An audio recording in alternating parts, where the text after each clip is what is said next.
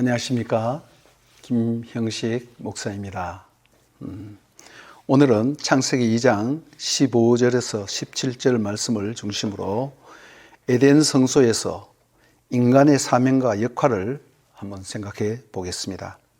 지난 시간에 에덴에 하나님이 창설한 동산은 단순한 파라다이스나 낙원이 아니라 창조주 하나님의 임재의 성스러운 처소요, 성전의 원형이요, 원형 성소임을 말씀드렸습니다.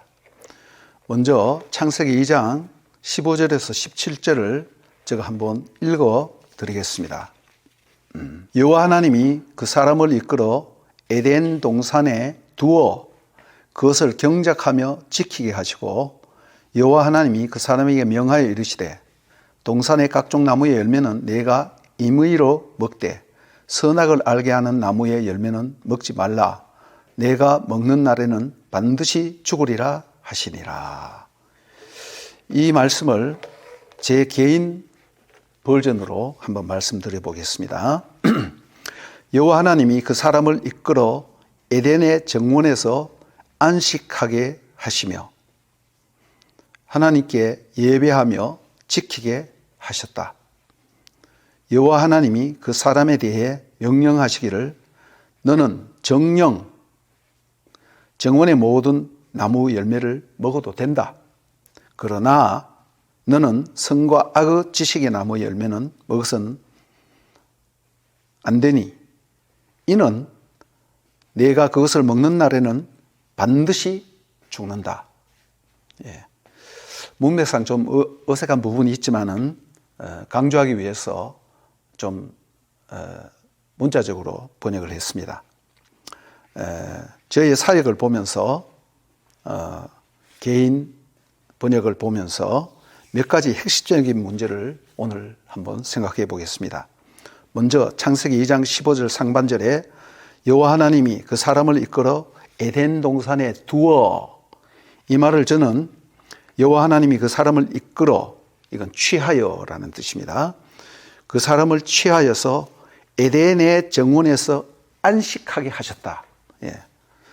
두셨다라는 말을 저는 안식하게 하셨다라고 번역을 했습니다. 바 야니 헤후. 이것은 히필령이라고 사역형입니다. 그러니까 내가 쉬는 것이 아니라 하나님이 쉬게 하셔서 내가 쉬는 것이에요. 하나님이 쉬게 하셨다. 안식하게 하셨다. 요 안식이란 말은 야니 헤후라는 이 말은 여러분 잘 아는 노아 있죠. 노아라는 그 의미가 안식입니다. 안식. 같은 단어의 뿌리라고 생각하시면 되겠습니다. 1장의 7째 날에 안식이 있죠. 6째 날 인간을 만드시고 그 다음 날은 인간에게 있어서 첫째 날이에요.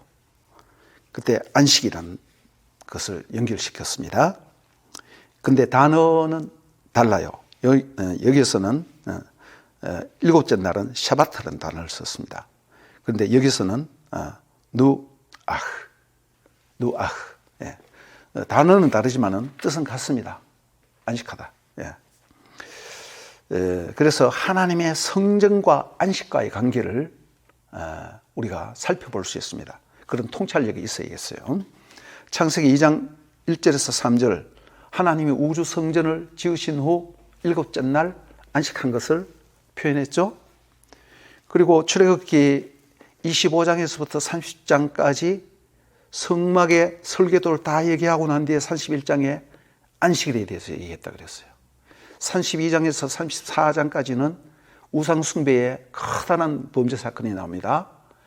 그러나 모세의 중보 기도로 말미암아 다시 성막을 실제적으로 이제 짓게 될 때인데, 짓게 된 처음에 안식 또 나와요. 그래서 성막을 설계도를 받을 때, 그리고 처음 성막을 지을 때 안식. 그러니까 성막과, 즉 하나님의 성전과 안식은 굉장한 관계가 있다는 것입니다. 뗄래야 뗄 수 없는 관계가 있다는 것이에요. 그래서 사무엘하 7장 1절에도 보면 헤니아흐, 다윗이 사방의 적을 다 물리치고 평안히 거할 때에, 안식할 때에 그런 뜻이에요. 네. 그 다음 5절에도 하나님이 너가 나를 위해서 집을 지어주겠느냐 할 때에 너가 나를 위해서 안식할 집을 지어주겠느냐 그런 뜻이에요. 예. 이렇게 하나님의 성전과 안식은 아주 밀접한 관계가 있습니다. 네. 다음 기회에 이 하나님의 성전과 안식에 대해서 좀 더 자세히 얘기할 기회가 있으면 좋겠습니다. 오늘은 아담이 하나님이 그를 취하셔서 에덴 동산에 안식하게 하셨다라는 이 말씀을 제가 강조하고자 합니다. 그리고 이 말은 바로 예배와 관련 있는 말이에요. 그러니까 여러분 주일날 우리가 안식일을 하죠, 그죠? 안식한다. 예. 하나님 안에서만 안식할 수 있는 거예요. 하나님 어디에 계십니까? 구약에는 성막에 계셨죠. 성전에 계셨죠. 거기 가야 안식하는 거예요. 오늘날은 어디 가야 안식합니까? 예수 안에 안식이 있는 거예요. 수고하고 무거운 짐진 자들 다 내게로 오라. 내가 너희를 쉬게 하리라. 예. 인자는 안식일의 주인이다. 그 다음 누가 안식이에요? 우리 안에 성령이 들어와서 하나님이 우리 안에서 안식하는 거예요. 이 말씀을 잘 생각해 보세요. 우리만 하나님 앞에서 안식하는 것이 아니라 하나님이 우리 안에 들어와서 비로소 안식한다는 것입니다. 이게 굉장한 사건입니다. 예. 제가 그것을 아주 강조하고자 하는 거예요. 예. 그래서 이 두 번째는 그것을 경작하며 지키게 하셨다. 15절 하반절에 에덴 동산의 투사 그 땅을 경작하며 지키게 하셨다 하는데 저는 예배하며 지키게 하셨다 이렇게 좀 많이 다르게 번역하고 있습니다. 이미 제가 그 전에 말씀드리기를 아바드라는 단어를 제가 많이 썼죠. 아바드라는 단어는 아바드 할 때는 동사가 되고 명사가 될 때는 에베드가 된다고 그랬어요. 그런데 그 상황에 따라서 의미가 달라진다고 그랬어요. 애굽의 바로와 관계가 있을 때 바로의 노예 에베드로서 바로가 시키는 그 고된 노동을 해야 되는 노동한다, 고역한다 할 때 아바드라는 걸 썼어요. 출애굽기 2장 23절에 있습니다. 그 다음 땅과의 관계에 있어서는 아바드는 말 그대로 노동입니다. 일, 노동, 경작하다. 동사로 쓸 때는 노동하다, 경작하다, 일하다, 밭을 갈다 그런 의미가 있는 것입니다. 창세기 2장 5절과 3장 23절에 있습니다. 세 번째로 하나님과 관계에 있어서는 이 아바드 하면 예배드리다, 에베드 하면 예배, 그리고 하나님께 봉사하다, 교회에서 봉사하다, 또 봉사할 때는 에베드, 봉사하다 할 때는 아바드 이렇게 쓰는 거예요. 예. 그러니까 바로와의 관계에 있을 때는 노예로서 쎄 빠지게 일하는 거고, 또 땅에서는 농사꾼으로서, 농부로서 밭을 가는 것을 얘기하는 거예요. 그리고 하나님 앞에서는 예배자로서, 봉사자로서 하나님께 예배드리고 봉사하는 것을 얘기한다 이 말입니다. 특히 성경에서 창세기 2장 15절처럼 경작하고 지키다는 말이 동시에 나올 때, 아바드와 샤말이라는 말이 같이 나올 때는 여기 적어놨습니다. 아바드와 샤말, 제가 이제 거꾸로 적었네요. 히브리어는 이쪽에서부터 이쪽으로 쓰게 돼 있어요. 그래서 제가 이제 거꾸로 써봤습니다.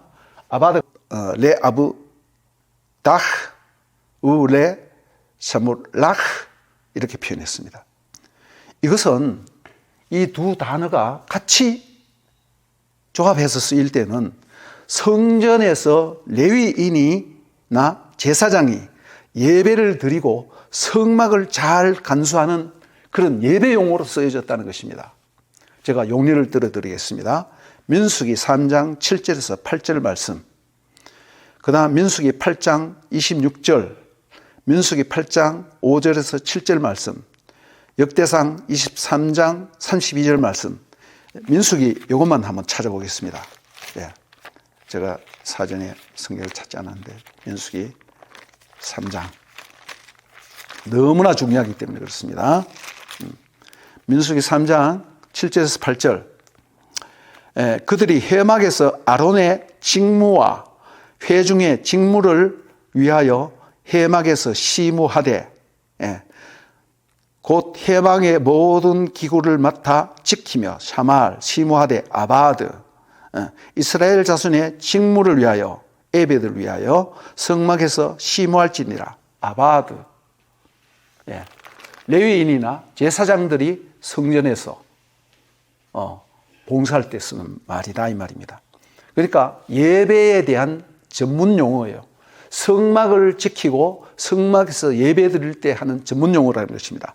그러므로 아담은 에덴 성소에서, 성전에서 하나님이 주시는 안식을 누리면서 하나님의 성전에서 예배 드리며 봉사하고 하나님의 성소를 지키며 하나님의 말씀을 지키는 대제사장의 위치에 있다는 것입니다. 창세기 1장 뭐라 그랬습니까? 하나님의 형상대로 지음받아서 하나님을 이 모든 것을 다스리라. 왕의 직무죠. 창세기 2장 이제 하나님의 아들로서 지음받아서 하나님을, 아버지를 예배하고 이 성막을 잘 간수하고 지켜라. 예배를 지켜라. 그런 의미입니다. 이거 두 가지를 합하면 어떻게 됩니까? 왕 같은 제사장이에요. 벌써 창세기 1장과 2장에서 왕이 나오고 제사장이 나오고 1장, 2장을 합치면 왕 같은 제사장이라는 이 원형이 나오게 되어 있습니다. 여러분 창세기 14장에 멜기세덱이 나오죠. 살렘 왕, 지극히 높은 하나님의 제사장, 이렇게 표현했어요. 그 다음 예수 그리스도가 뭡니까? 왕이자 제사장이자 선지자죠. 또한 우리가 어떻게 됩니까? 베드로전서 2장 9절과 10절에 보면 우리는 왕 같은 제사장이요 그리스도의 덕을 선전하는 사람이다. 선덕자, 선지자. 그리스도 안에서 다 성취되는 거예요. 그런데 이 아담은 왕 같은 제사장의 원형으로서 하나님을 예배하고 성소를 지키며 확장하고 땅끝까지 이르러 복음을 증거하라. 생육하고 번성하라. 똑같은 말이에요. 땅과 그 안에 모든 것을 다스리는 왕이요 또 그들을 이끌고 하나님께 예배드리고 봉사하는 왕 같은 제사장이라는 것입니다. 이것이 베드로전서 2장 9절 이미 말씀드렸고 계시록 1장 6절에 우리를 나라와 제사장으로 삼으셨다. 왕과 제사장으로 삼았다는 그런 의미예요. 그 다음 세 번째로 생각할 것은 창세기 2장 16절에서 17절의 의미가 뭔가? 여호와 하나님이 그 사람에게 명하여 이르시되 동산 각종 나무의 열매는 내가 임의로 먹되 선악을 알게 하는 나무의 열매는 먹지 말라. 내가 먹는 날에는 반드시 죽으리라. 이렇게 했는데 제가 여호와 하나님이 그 사람에 대해 명령하시기를 너는 정령 정원의 모든 나무 열매를 먹어도 된다. 그러나 너는 선과 악의 지식나무 열매는 먹어서 안 되니 이는 내가 그것을 먹는 날에는 반드시 죽는다. 이렇게 제가 번역을 했습니다. 이 의미가 뭔가? 이 질문은 하나님의 이 명령이 하나님과 아담 사이에 맺어진 언약이냐라는 그런 의미입니다. 결론부터 말씀드리면 언약입니다. 그렇습니다. 언약입니다. 저는 이미 하나님의 천지 창조 우주 성전 자체가 언약임을 말씀드렸죠. 하나님의 창조 행위 자체가 언약이라고 말씀드렸습니다. 예레미야 31장 35절 36절, 예레미야 32장 38절에서 41절, 예레미야 33장 20절에서 22절, 25절에서 26절 이미 말씀드리는 것입니다. 그럼 언약이란 무엇인가? 따로 자세히 또 언약에 대해서는 말씀드릴 기회가 있을 것입니다. 여기서는 우선 언약이란 것은 인격 당사자가 인격이라는 것이 중요해요. 인격. 개하고 언약 맺을 수 없는 거예요. 요즘 사람들이 자기 자녀도 없는데 개 보고 야 엄마 왔다고 아빠 왔다고 그 사람들이 뺑 돌아서 그런 거예요. 원성이 안고 쭉쭉 빨면서 그렇게 한단 말입니다. 인간이 비정상화되어 가는 거예요. 예. 언약이란 무엇인가? 인격 당사자 간에 약속을 하는데 단순한 약속을 하는 것이 아니라 맹세와 서약으로 비준하고 도장을 찍는 것입니다. 그 맹세와 서약의 의미가 뭐냐면 만약에 이 약속을 지키지 않으면 짐승을 갈라서 약속을 할 때 짐승을 잡아서 갈라서 양쪽에 놓고 피를 흘리는데 당신과 나 둘 중에 한 사람이 둘 중에 한 당사자가 약속을 지키지 않을 때는 이 짐승처럼 반 갈라 죽이겠다 그런 뜻이에요. 예. 하나님께서는 아담과의 이 명령이 물론 하나님이 주도적인 명령이긴 합니다. 그렇지만 이것이 언약이요 언약에 대한 서약이자 맹세라는 것입니다.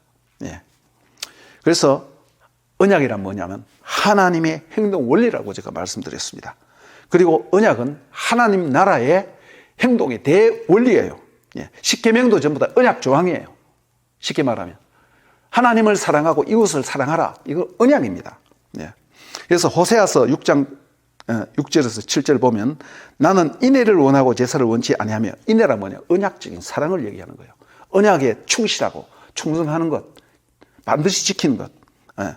내가 인애를 원하고 제사를 원치 아니하며 번제보다 하나님 아는 것을 원하노라. 예. 그들은 아담처럼 언약을 어기고 거기서 나를 반역하였느니라 말하고 있습니다. 호세아서 6장 7절입니다. 그들은 아담처럼 언약을 어기고 거기서 나를 반역하였다. 자, 그들이란 누군가? 호세아 선지자가 선포한 말씀을 듣던 북이스라엘, 에브라임 지파를 중심으로 한 북이스라엘을 말하고 있습니다. 아담처럼 하는데 사람들은 이 아담이 우리가 뭐 아담 그거 뭐 뻔하잖아요. 그러나 일반적으로 인간을 얘기한다. 아담이란 장수가 있어요. 그 아담은 장소를 얘기한다. 그 다음 창세기 오늘 본문에 있는 한 사람 그 아담을 얘기한다고 하는데 물론 저는 창세기 2장 오늘 본문에 있는 그 아담을 생각하고 있습니다. 그 다음 창세기 2장 16절 17절에 하나님이 아담에게 아담처럼 했단 말입니다. 처럼이란 말이 요거는 약간 어려운 건데 히브리어 본문에 보면 케 아담이라고 되어 있어. 케라는 건 뭐냐면 아담처럼이라는 전치사입니다. 이게 케가 아니고 어떤 학자들은 베라고 하는 사람이 있어요. 아담 안에서.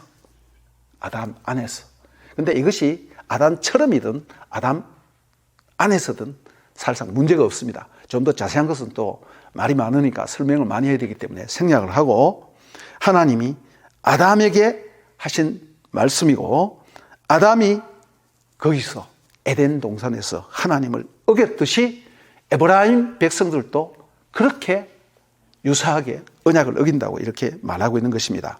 예. 그래서 아브루 베리트 언약을 어긴다. 언약을 파괴한다. 그런 의미입니다.